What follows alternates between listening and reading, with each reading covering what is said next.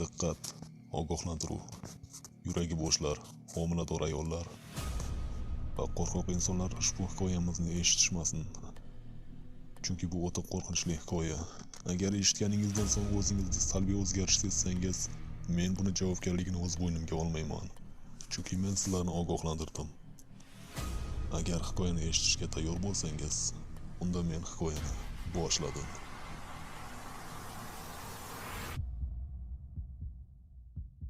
Eshikni och.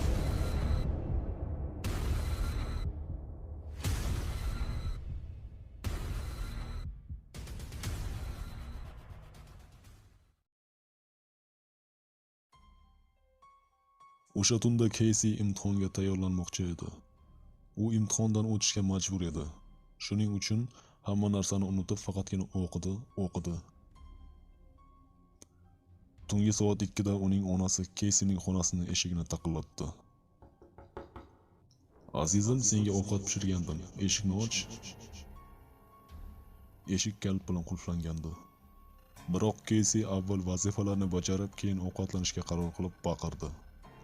"Eshikni tagiga qo'yib ketavering, keyinroq tamaddi qilarman." "Ha, yaxshi, o'zing bilasan." Uzoqlashib borayotgan og'ir oyoq tovushlariga e'tibor bermay Keysi kitob varaqladi. Soat 3 da oyisi yana eshikni taqillatdi. "Men shirinliklar olib keldim.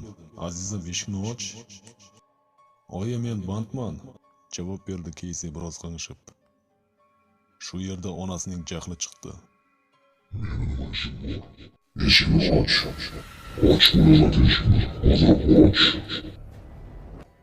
Keysi qo'rqib eshikni ochmoqchi edi, lekin qandaydir ichki tuyg'u uni to'xtatdi.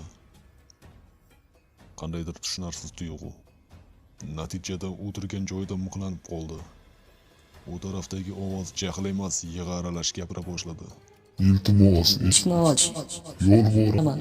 Hozir o'lib qolaman. Eshikni och. Yigit qo'rquvdan qimir etmasdi. Va nihoyat ovoz egasi so'kinib zinadan pastga tushib ketdi. Keysi joyidan jilolmadi.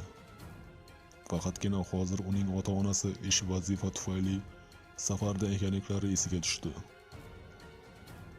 Keysini faqatgina bir o'y qiynardi. Taqillatgan kim edi va agar u eshikni ochganida nima bo'lardi?